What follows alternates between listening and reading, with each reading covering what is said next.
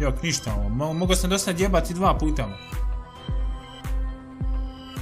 Ajde, jebem ti Drinu! Jebem ti Ćupriju na Drini i tvorca Ivu Andrića! Jebem ti i krvni sud! I tvorca ti jebem, naći ću ti tvorca ko te stvorio, ko te kreirao, ko te dizajnirao, ko ima da ga jebem naširoko usta. Jebem ti komponente. Ona Anastasija nabija mi na kurac, hoće punoletstvo u nekom kafeću, nekom restoranu, ovo ono, hoće pare, hoće kola, ono. Jebem ti sebe u pičku, ja nemam komponente, poteram GTA 5, ono, hoće punoletstvo. Ja bre, nisam moje punoletstvo slavio 4 ćevapa. Jebem li ti krv u pičku? Drugo pravilo, obuće za trčanje. Ukoliko ste vitki i želite pobeći, vrlo pametna ideja je da obujete neku laku obuću koja je pogodna za brže kretanje, jer ako ste papak koji nosi fila papuče ili japanke, vi ćete biti prvi gejak koji će pasti kao žrtva apokalipse. Ako još i nosiš fila papuče na čarape, onda i treba da te skenjaju. Treće pravilo, izbegavaj debele ljude. Ne želim da ikoga vređam, ali brate, debeli ljudi će samo da te uspore i pomoći će ti jedino da brže budeš ubijen. Dok se debeli pripremi za bežaniju, horda jebenih mrtvo živih mamojebaca će već da ti glođe nogu. Nema šanse da buca pobegne sudbini. Ukoliko vas je nekim čudom, a ne znam kako bi mogao, ujeo zombi za kitu, jednostavno umri. Selfie u kolima. Neprevaziđeni selfie kada dobijete kola za 18. rođendan nakon što vam je posle 3 puta polaganje za vozački tata prodao kravu i platio instruktora. Ili ste instruktoru sisali karu na pauzi za topli obrok nede kod parkinga iznad Merkatora. Također nije preporučljivo slikati se u kolima bez majice dok izgledate kao osrednji tip početnik pedofil iz Kumanovca.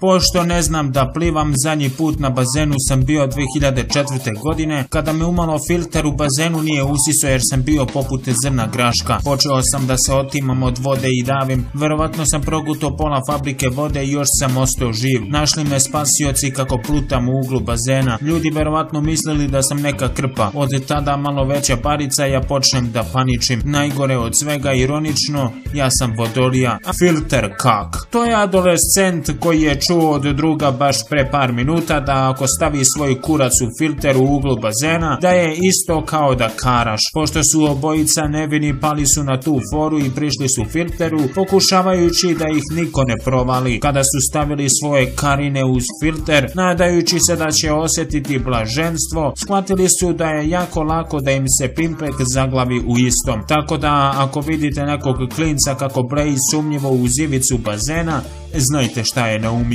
Starci. Koje kude uvek u nekoj skupini društva postoje i neki starci koji dođu pre podne na bazen da malo iskuliraju. Oni većinom breje u olimpijskom ili srednjem bazenu, tu u kraju i gledaju svoja posla. Mirna su vrsta i nisu opasni. Međutim, jako je zajebano jer nekada po prirodi neki deda ume da zaspi u bazenu pa ne znaš da li je zaspo ili već 3 sata pluta mrtav u vodi. Deca ga bockaju štapom za selfie da vide da li je živ i pomeraju ga u uglu bazena igrajući se dodavanja sa njegovim telom.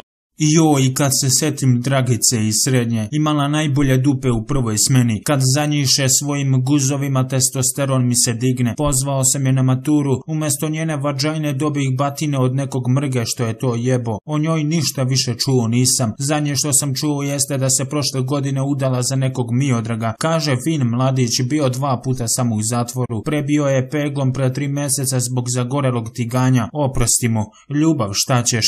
Oni koji su duplo više luđi iskazuju toplu dobrodošlicu svakom jadniku koji ima ispod 50 kilo sa sve torbom, nosi naočare ili ranac na oba ramena. Oni vrebaju ko hijene da ulove svoju žrtvu i nećete pustiti dok ne uradiš jednu od 2 ove stvari. Prva je da se suprotstaviš sa papcima tako što ćeš mu uzvratiti udarac ili mu ukrasti ranac i posrati se na isti. Kako god rešio, bitno je da ukapiraju da si puko ko Žika seljak iz Šarenice. Pornići, smamare. To je uvek zanimljiva kategorija među pornićima u kojima obično mladići učestvuju u ulogama gde kao kod nekog svog ortaka odu, a on nije kao kući, pa nabasaju milfarinu sobu gde ona drži svoje gaće pa mirišu isto dok ga karabuđe. I ona kao slučajno u tom momentu naiđe i zaprepašćena tvojom veličinom mladog kurca odluči da ga po stare dane proba. Sad, ovo je samo fantazija koja je rekordovana videokamerom, ali ako si potpuni idiot da zapravo probaš da li će ovo proći sa tvojom komšinicom i levom na kraju ulice, iznenadit ćeš se kada te navata sa njenim gaćama u jednoj ruci, dok u drugoj držiš neobrijenog stojka, jer će te isprebijati na mrtvo kupičku. Špijunaža. Neko se čak pali da posmatra iz daleka neki par kako ovaj mladić pokušava svoju ženku da pomata po sisama na klupi u parku jer mu ćale gleda neku tekmu pa ne može da jebe gajbi. Tu postoje razni načini na koje ljudi špijuniraju ses. Postave kamere u tuš kabinu pa gledaju kako neka sapunja svoju milevicu, dok neki vole personalno to da rade svojim očima, tako što drkaju iza žbunja poput oposuma, a neki bogami imaju smelosti da sapunjaju babuna u javnim prevozima i smaraju druge putnike sa svojim malim kurcem. Ipak u pornićima je velika verovatnoća da je sve to dobro namešteno, ali ako se oprobaš i u ovome, policija otvori vrata, razvalit ćemo, brzo! Možda to i nije baš dobra ideja. Šibanje. Domination, što bi se reklo, također je zastupljeno dosta na našem prostoru. Jebi ga, neko više od seksa voli da ga neko šiba nekim bičem ili voli kurva da je daviš gajtanom od pegle. Također čuo sam za onu stvar kada staviš konopac oko vrata očivilu pa ga drkaš sve dok ne dođeš do erekcije i u tom trenutku oboriš hoklicu i daviš se dok svršavaš.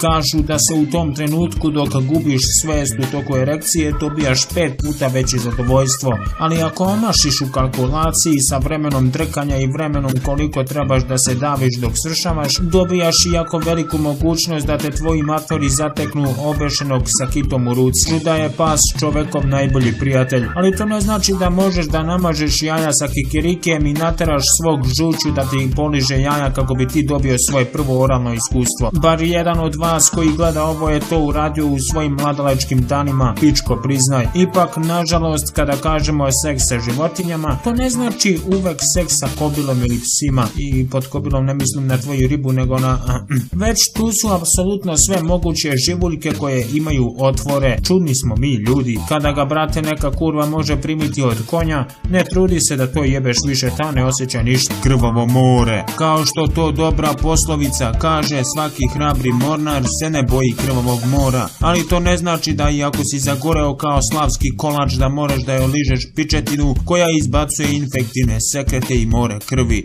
već ga za svaki slučaj obloži nekim kondomom, prekrsti se i gurni ga najdublje što možeš. Ukoliko se plašiš krvi, bolje ti je da svoj odnos odradiš pri ugašenom svetlu, jer ćeš u protivnom svršavati dok padaš u nesvest. Čudni fetiši. Svako od nas ima neki fetiš koji mu pomaže da brže dođe do zadovoljstva. Elem, svako od nas ima također i neke fetiše za koje ne želi da prizna ni sebi ni samom Bogu.